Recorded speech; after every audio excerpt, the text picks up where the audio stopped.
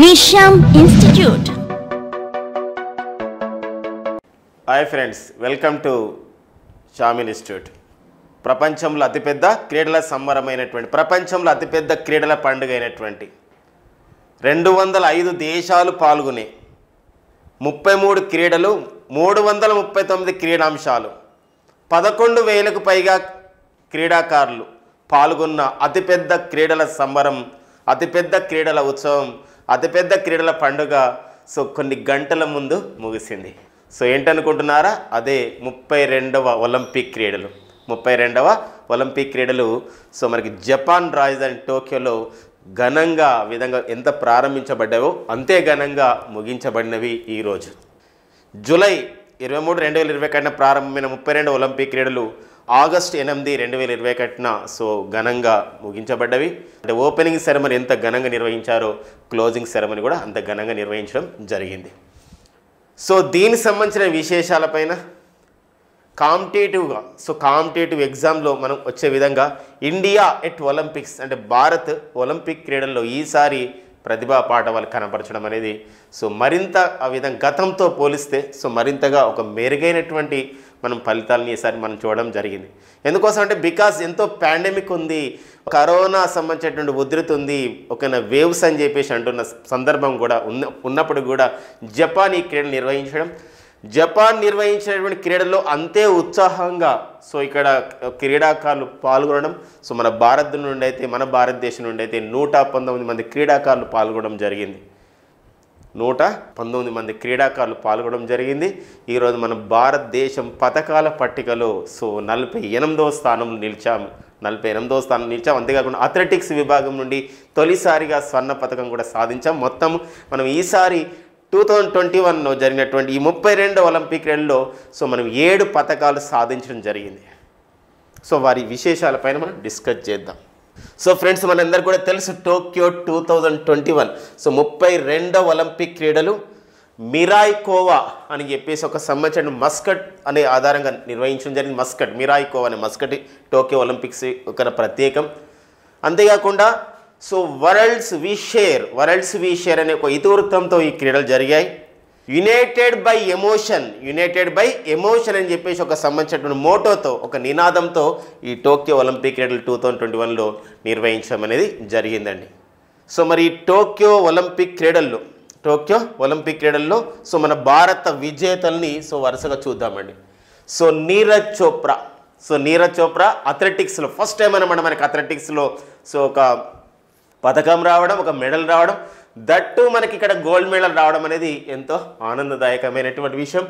మరి Neeraj Chopra javelin throw విభాగం నుండి వీరికి నీరజ్ చోప్రాకి మెడల్ రావడం జరిగింది. అది కూడా గోల్డ్ మెడల్ రావడం జరిగింది. మరి నీరజ్ చోప్రా ఒక రైతు బిడ్డగా, రైతు కుటుంబ నేపథ్యం నుండి వచ్చి ఆ స్థాయికి రావడం జరిగింది. అంతేకాకుండా వారు ప్రస్తుతం అయితే భారత సైన్యంలో సుబేదార్ హోదాలో పనిచేస్తున్నారు. జూనియర్ కమాండింగ్ ఆఫీసర్గా పనిచేయడం జరుగుతుంది. ఎవరండి వారే? ఇక్కడ నీరజ్ చోప్రా గారు ఆగస్టు 7, 2021 వీరు ఈ యొక్క పథకం సాధించారు. 87.58 అండి మీటర్ల 87.58 మీటర్స్ల దూరం ఆ విధంగా జావలిన్ త్రోని విసిరి ఆ పథకం అనేది సాధించడం అనేది జరిగిందండి నీరజ్ చోప్రా. వీరు గతంలో ఎన్నో పథకాలు సాధించడం జరిగింది. 2018లో ఆస్ట్రేలియాలోని గోల్డ్ కోస్ట్లో జరిగినటువంటి కామన్వెల్త్ క్రీడల్లో స్వర్ణ పథకం సాధించారు. 2018లో ఇండోనేషియాలో జరిగినటువంటి ఆసియన్ గేమ్స్లో కూడా వీరు స్వర్ణ పథకం సాధించడం జరిగింది. 2016లో దక్షిణాసియా క్రీడలు సౌత్ ఏషియన్ ఫెడరేషన్ గేమ్స్లో కూడా వీరు స్వర్ణ పథకం సాధించడం జరిగింది జావలిన్ త్రో ఈ అథ్లెటిక్ విభాగం నుండి. వరల్డ్ జూనియర్ ఛాంపియన్షిప్ 2016లో కూడా వీరు పథకం సాధించడం జరిగింది, గోల్డ్ మెడల్. ఇలా నీరజ్ చోప్రా ఈ యొక్క పథకాన్ని సాధించడానికన్నా ముందు ఎన్నో పథకాలు సాధించడం జరిగింది. ఈరోజు అతను అంటున్నాడు ఏంటంటే, నేను సాధిస్తాను అని చెప్పేసి ఆ స్ఫూర్తితో నేను ఆడాను కాబట్టి సాధించానని చెప్పేసి ఆ విధంగా చెప్పడం జరిగింది నీరజ్ చోప్రా గారు. మరి వీరి యొక్క స్ఫూర్తి అనేది, వీరి యొక్క క్రీడా ప్రతిభా పాఠవాలు అనేది మన యొక్క యువతకు అందరూ కూడా స్ఫూర్తిగా వీరు నిలుస్తున్నారు నీరజ్ చోప్రా. మరి మనం కాంపిటేటివ్ పాయింట్ ఆఫ్కి వెళ్ళినప్పుడు మన దేశానికి వ్యక్తిగత విభాగంలో స్వర్ణ పథకం గోల్డ్ మెడల్ ఇంతకు మునుపు ఎప్పుడైనా వచ్చాయా అనేది మనం చూసుకుంటే గతంలో 2008లో ఎప్పుడండి 2008లో చైనాలోని బీజింగ్లో జరిగినటువంటి ఒలింపిక్ క్రీడల్లో అభినవ్ బింద్రా షూటింగ్లో స్వర్ణ పథకం సాధించడం జరిగింది. ఇలా మన భారతదేశానికి వ్యక్తిగత విభాగంలో ఇంతవరకు 2 స్వర్ణ పథకాలు వచ్చాయి. ఒకటి అభినవ్ బింద్రా కాగా రెండవ వారు ఎవరంటే నీరజ్ చోప్రా. అదొక ఇంపార్టెంట్. అథ్లెటిక్స్ నుండి స్వర్ణ పథకం సాధించినటువంటి తొలి క్రీడాకారుడు కూడా ఎవరండి? సో నీరజ్ చోప్రా. హర్యానాకు చెందినవారు నీరజ్ చోప్రా. సో మరి ఆ పాయింట్స్ మనం అట్లా చూసుకోవడానికి ఉంటుందండి. ఓకేనా, నెక్స్ట్ చూద్దాం. And next Bajrang Punia. So మనం ఈరోజు చూసాం బజరంగ్ పునియా క్లోజింగ్ సెరమనీలో 32వ ఒలింపిక్ క్రీడల ముగింపు కార్యక్రమంలో మన భారతీయ బృందానికి, అక్కడ ఉన్నటువంటి అథ్లెటిక్స్ బృందానికి, అక్కడ ఉన్నటువంటి మన భారత క్రీడాకారుల బృందానికి క్లోజింగ్ సెరమనీలో మన త్రివర్ణ పతాకాన్ని, మన జాతీయ పతాకమైన మన త్రివర్ణ పతాకాన్ని చేబూని ఆ విధంగా వారికి నాయకత్వం వహించడం జరిగింది బజరంగ్ పునియా. అదే ఓపెనింగ్ సెరమనీలో అయితే అదే ప్రారంభ కార్యక్రమంలో 32వ ఒలింపిక్ క్రీడల ప్రారంభ కార్యక్రమంలో మన జాతీయ పతాకాన్ని చేబూని మన యొక్క టీంకి, మన భారత బృందానికి, మన భారత క్రీడా బృందానికి నాయకత్వం వహించిన వారు మన్ప్రీత్ సింగ్ అండ్ మేరీ కోమ్ అండి. సో మన్ప్రీత్ సింగ్, మేరీ కోమ్. మన్ప్రీత్ సింగ్ భారత పురుషుల hockey team captain and Mary Kom భారత మహిళా బాక్సర్.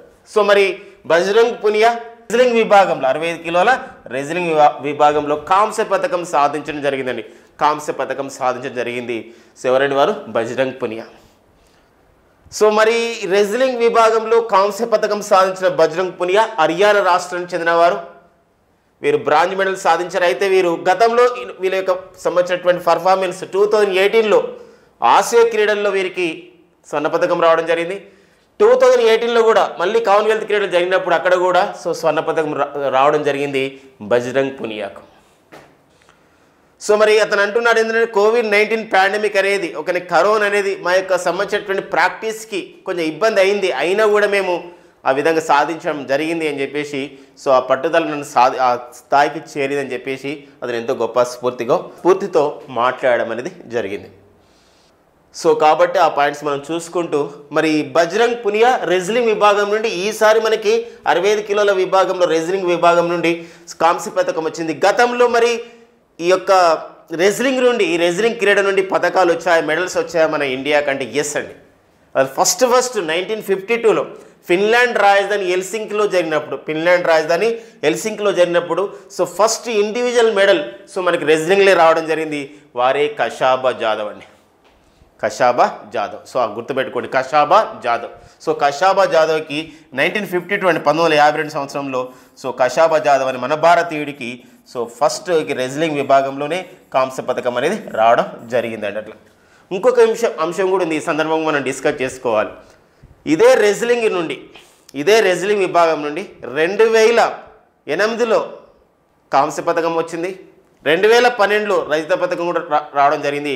ఇలా వ్యక్తిగత విభాగంలో 2 పథకాలు సాధించినటువంటి భారతీయుడిగా గుర్తించబడ్డారు. వారు ఎవరంటే సుశీల్ కుమార్.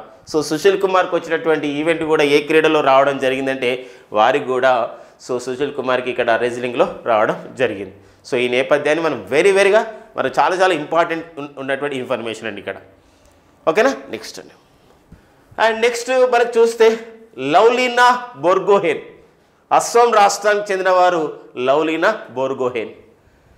69 కిలోల బాక్సింగ్లో వీరికి కాంస్య పథకం రావడం జరిగిందండి, బ్రాంజ్ మెడల్ రావడం జరిగింది లవ్లీనా బోర్గోహెన్ బాక్సింగ్లో. సో మనకు బాక్సింగ్లో వ్యక్తిగత విభాగంలో బాక్సింగ్లో ఇంతవరకు మెడల్స్ వచ్చిన వారు ఎవరంటే మేరీ కోమ్ అండి. మేరీ కోమ్ 2012 సంవత్సరంలో సో మేరీ కోమ్కి సో మనకి మన మహిళా బాక్సర్ అయినటువంటి మేరీ కోమ్కి సో 2012 సంవత్సరంలో కాంస్య పథకం రావడం జరిగింది. 2012 లండన్లో జరిగినటువంటి ఒలింపిక్ క్రీడల్లో సో మేరీ కోమ్కి కాంస్య పథకం ఎందులో రావడం జరిగింది? సో మనకి ఇక్కడ బాక్సింగ్లో రావడం జరిగింది. మళ్ళీ మేరీ కోమ్ తర్వాత బాక్సింగ్లో పథకం సాధించినటువంటి సో భారతీయ మహిళా బాక్సర్గా గుర్తించబడ్డారు ఎవరండి? లవ్లీనా బోర్గోహెన్. సో ఈ నేపథ్యాన్ని మనం ఖచ్చితంగా చూసుకోవాలండి. వీరు ఏ రాష్ట్రానికి చెందినవారంటే అస్సాం రాష్ట్రానికి చెందినవారు లవ్లీనా బోర్గోహెన్. ఓకే, నెక్స్ట్ చూద్దామండి.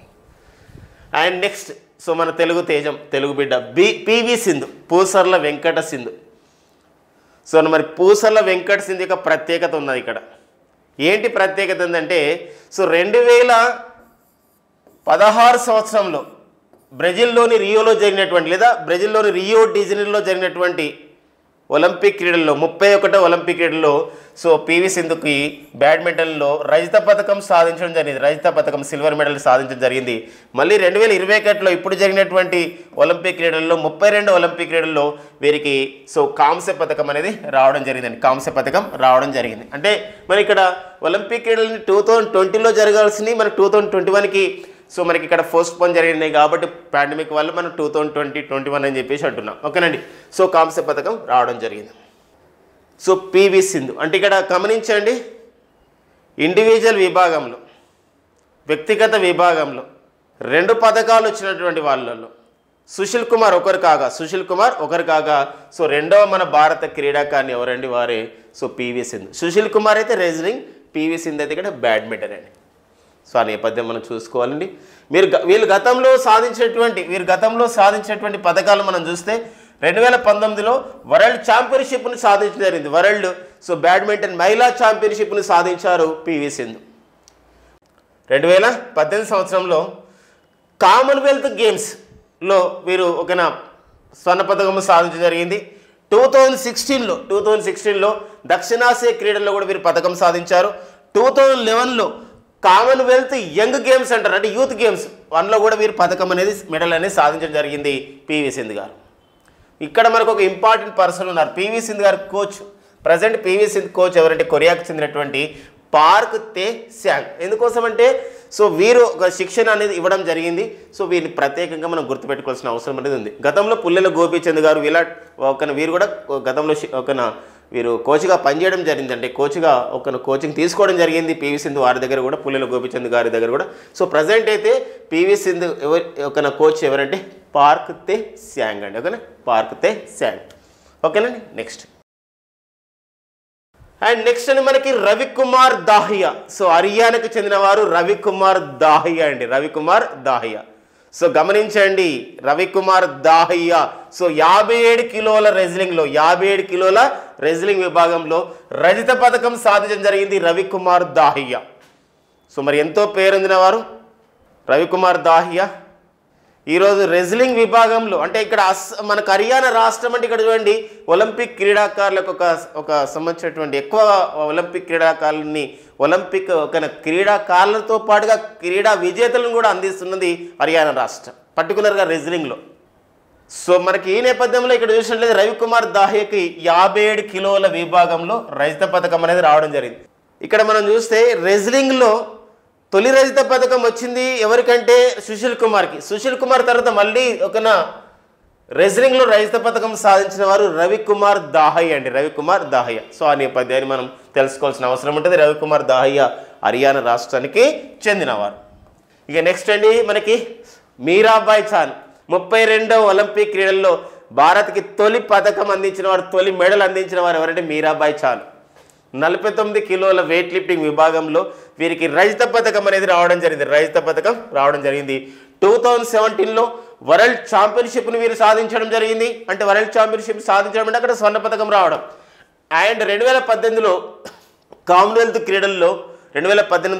క్రీడల్లో వీరికి సో మరికి ఒక స్వర్ణ పథకం రావడం జరిగింది మీరాబాయ్ చాన్కి. సో మణిపూర్ రాష్ట్రానికి చెందినటువంటి క్రీడాకారిణి మీరాబాయ్ సాయిఖోమ్ చాన్ అంటాం పూర్తి పేరు. సో వీరు మనం ఇక్కడ ఒక వెయిట్ లిఫ్టింగ్ విభాగం కిందికి చూసినట్లయితే ఒలింపిక్ క్రీడల్లో సో భారత్ యొక్క నేపథ్యం ఎలా ఉందంటే ఒలింపిక్ క్రీడల్లో వెయిట్ లిఫ్టింగ్లో ఇండివిజువల్ ఈ యొక్క వ్యక్తిగత విభాగంలో ఇంతవరకు అయితే చూస్తే సో ఇక్కడ ఫస్ట్ టైం ఇక్కడ ఎవరికి రజతం వచ్చిందంటే మీరాబాయ్ చాన్కి వచ్చింది. అలా కాకుండా ఒలింపిక్ క్రీడల్లో వెయిట్ లిఫ్టింగ్ విభాగం నుండి పథకం సాధించినటువంటి మెడల్ సాధించినటువంటి తొలి భారతీయ మహిళ అంటే ఇక్కడ కర్ణ మల్లేశ్వర్ అండి. సో కర్ణ మల్లేశ్వర్ గారికి 2000 సంవత్సరంలో కర్ణ మల్లేశ్వర్ గారికి సో ఇక్కడ కాంస్య పథకం రావడం జరిగింది. సో కర్ణ మల్లేశ్వరికి మన తెలుగు వారే వీరు కర్ణ మల్లేశ్వరి. సో వీరు వెయిట్ లిఫ్టింగ్ క్రీడ నుండి సిడ్నీలో జరిగాయి. అప్పుడు 2000లో ఆస్ట్రేలియాలోని సిడ్నీలో జరిగినటువంటి క్రీడల్లో కర్ణం మల్లేశ్వరి గారికి కాంస్య పథకం రావడం జరిగింది అనమాట. ఇట్లా ఫస్ట్ అనమాట. ఇంకొక రికార్డు కూడా ఉంది కర్ణం మల్లేశ్వరి గారిది. ఏంటంటే ఒలింపిక్ క్రీడల్లో మెడల్ సాధించినటువంటి తొలి భారతీయ మహిళ కూడా ఎవరండి? కర్ణం మల్లేశ్వరి. సో అట్లా పాయింట్స్ కూడా మనం చూసుకోవాలండి. సో మీరాబాయ్ చాన్ రజత పథకం రావడం జరిగింది వెయిట్ లిఫ్టింగ్ విభాగం నుండి. ఇక నెక్స్ట్ అండి మనకి ఇండియా హాకీ టీం. సో ఇది ఈసారి చాలా ప్రత్యేకత ఉంది మన ఇండియా హాకీ టీంకి. పథకం సాధించడం ఒక ప్రత్యేకత అయితే ఆ పథకం అనేది 41 ఇయర్స్ తర్వాత రావడం జరిగింది. అయితే సో మన భారత హాకీ టీంకి కాంస్య పథకం రావడం జరిగింది. 32 ఒలింపిక్ క్రీడలో మనకి కాంస్య పథకం రావడం జరిగింది. అయితే ఇది 1980లో మనకు చివరిసారిగా 1980లో చివరిసారిగా మనకు ఒక ఒలింపిక్ క్రీడల్లో సో మెడల్ రావడం జరిగింది. మళ్ళీ 41 ఇయర్స్ తర్వాత సో ఈసారి మనకి కాంస్య పథకం రావడం జరిగింది. మనం ఒలింపిక్ క్రీడల్లో మన భారత హాకీ టీం యొక్క ఘన చరిత్ర అనేది చాలా ఉంది మనకి హిస్టరీ. ఏంటంటే ఇక్కడ 8 స్వర్ణ పథకాలు సాధించాం మనం ఒక ఒలింపిక్ క్రీడలు ఇంతవరకు. అండ్ సిల్వర్ అయితే ఒకటి, అంటే రజత పథకం ఒకటి సాధించాం. ఇప్పుడు ఈ బ్రాంజ్తో కలుపుకొని ఈ కాంస్యంతో కలుపుకొని మొత్తం 3, అంటే మొత్తం సో గతంలో అయితే 11 పథకాలు, దీంతో కలుపుకొని మనకు మొత్తం ఒలింపిక్ క్రీడల్లో మన భారత హాకీ టీం సాధించిన పథకాల సంఖ్య 12 అండి. సో మరి అలాంటి చరిత్ర ఉన్నటువంటి మనం మరి గతంలో చూడండి ఒకసారి 1928 వరుసగా చూడండి, 1928, 1932, 1936. సో వరుసగా 3 ఒలింపిక్ క్రీడల్లో మనకు స్వర్ణ పథకం వచ్చింది. తర్వాత మళ్ళీ చూడండి మళ్ళీ వరుసగా చూడండి, మళ్ళీ 1948, 52, 56. ఎందుకోసం ఇలా వరుసగా అంటున్నామంటే ఒలింపిక్ క్రీడలు అనేది ప్రతి 4 సంవత్సరాలకు ఒకసారి జరుగుతున్నాయి. మళ్ళీ 1964, 1980లో మళ్ళీ స్వర్ణ పథకం రావడం జరిగింది. మొత్తం 8 స్వర్ణ పథకాలు వచ్చాయండి, 8 స్వర్ణ పథకాలు వచ్చాయి. సో మనకి ఇక్కడ గమనిస్తే 1960లో రజత పథకం వచ్చింది, ఒకటే రజత పథకం రావడం జరిగింది మనకి. సో 1960లో ఒక రజత పథకం. అండ్ దెన్ 1968, 1972, 2020, అంటే ఇప్పుడు జరుగుతున్నాయి మనకి 32 ఒలింపిక్ క్రీడలు 2020 లేదా 2021 అని పిలుస్తాం, పోస్ట్ పోన్ అయినాయి కాబట్టి. అయితే ఇందులో మనకి మొత్తం మనకి ఇక్కడ 3 ఏంటంటే కాంస్య పథకాలు వచ్చాయి, బ్రాంజ్ మెడల్స్. ఇలా మొత్తం మనకి భారత హాకీ టీంకి 11 ప్లస్ భారత హాకీ టీంకి మొత్తము సో 12 పథకాలు అనేది రావడం జరిగిందండి. ఓకేనా? సో ఈ సంబంధించినటువంటి ఇది ఇంపార్టెంట్గా ఉంది. అండ్ దెన్ మన భారత హాకీ టీంకి ప్రస్తుతం అయితే క్యాప్టెన్గా ఉన్నవారు మన్ప్రీత్ సింగ్ అండి. సో మనకి ఇక్కడ గోల్ కీపర్గా పిఆర్ శ్రీజేష్ కూడా ఎంతో ప్రముఖ పాత్ర పోషించడం జరిగింది. సో మొత్తం ఒలింపిక్ క్రీడల్లో పథకాల పట్టికలు చూసినట్లయితే, పథకాల పట్టికను మనం చూసినట్లయితే టాప్ 3లో ఉన్నటువంటి దేశాలు మనకు అడుగుతున్నాడు ఎగ్జామ్లో. కాబట్టి టాప్ 3లో మనం చూసినట్లయితే ఇక్కడ గమనించాల్సిన విషయం ఏంటంటే ఇక్కడ స్వర్ణ పథకాలను బేస్ చేసుకొని గోల్డ్ మెడల్ బేస్ చేసుకొని ర్యాంక్స్ ఇస్తారు. కాబట్టి ఇక్కడ చూడండి ఎక్కువ గోల్డ్ మెడల్స్ ఎవరికి వచ్చాయో సో దాన్ని బట్టి మనకు ర్యాంక్ అని డిసైడ్ అవుతుంది. సో మరి టాప్ 3లో ఒక ఒలింపిక్ పథకాల పట్టికలో టాప్ 3లో ఉన్నటువంటి దేశాలు ఇక్కడ ఏంటంటే అమెరికా ఏంటంటే 39 స్వర్ణ పథకాలు, అండ్ చైనా 38 స్వర్ణ పథకం, జపాన్ 27, ఆదిత్య దేశమైన జపాన్ 27 స్వర్ణ పథకాలు సాధించింది. సో ఈ నేపథ్యాన్ని తీసుకొని సో మరి ఇక్కడ అమెరికా పథకాల పట్టికలో మొదటి స్థానం, చైనా రెండవ స్థానం పథకాల పట్టికలో మెడల్స్ లిస్ట్లో, అండ్ జపాన్ 3వ స్థానంలో ఉంది. సో ఆ నేపథ్యాన్ని చూసుకోవాలి. ఇక నెక్స్ట్ మనకి ఇక్కడ మొత్తం పథకాలు మనం చూసినట్లయితే ఇక్కడ అమెరికా గోల్డ్ 39, సిల్వర్ 41, బ్రాంజ్ అంటే కాంస్యం 33, అంటే మొత్తం 113 పథకాలు అమెరికా సాధించిన 113 అండి. And China 38 gold, 32 silver, 18 bronze, మొత్తం వచ్చేసి ఎంత 88 అండి. సో చైనా సాధించింది 88 మెడల్స్ మొత్తం. జపాన్ చూడండి, ఆదిత్య దేశం Japan 27 gold, 14 silver, 17 bronze, and మొత్తం వచ్చేసి ఎంత ఇక్కడ 58 అండి, 58. సో మరి ఇది టాప్ 3లో ఉన్నటువంటి దేశాలు. మొత్తం 205 దేశాలు పాల్గొన్నవి. ఇందులో టాప్ 3లో మాత్రం మెడల్స్ లిస్ట్లో ఉన్నవి ఈ టాప్ 3లో ఉన్నవి ఇవి అమెరికా, చైనా, జపాన్ అండి. America, China, Japan. తర్వాత మనము మన భారతదేశం చూడండి, భారత్ ఒక స్వర్ణం సాధించింది, 2 రజత పథకాలు, అండ్ 4 ఏంటండి కాంస్య పథకాలు. సో మరి మొత్తం మనకి పథకాల సంఖ్య వచ్చేసి ఈసారి 7 అండి. సో మన ర్యాంక్ వచ్చేసి ఎంతండి ఈసారి 48వ ర్యాంక్. సో భారత్ సాధించినటువంటి ర్యాంక్ ఎంతని 48వ స్థానం ఈసారి. సో ఈసారి మన అచీవ్మెంట్స్ ఏంటి అంటే ఫస్ట్ టైం అనమాట మన భారత క్రీడాకారులు సాధించినటువంటి మెడల్స్ సంఖ్య 7కు చేరుకోవడం. సో 7కు చేరుకోవడం అనేది ఫస్ట్ టైం. అండ్ ఇంకొకటి ఏంటంటే అథ్లెటిక్స్ విభాగం నుండి మనం ఫస్ట్ టైం ఈసారి ఒక జావలిన్ త్రో నుండి నీరజ్ చోప్రాకి సో ఒక స్వర్ణ పథకం రావడం కూడా ఈసారి ఫస్ట్ టైం. సో ఇలాంటి ఒక ఇంపార్టెన్స్ అనేది ఈసారి ఉంది మనకి.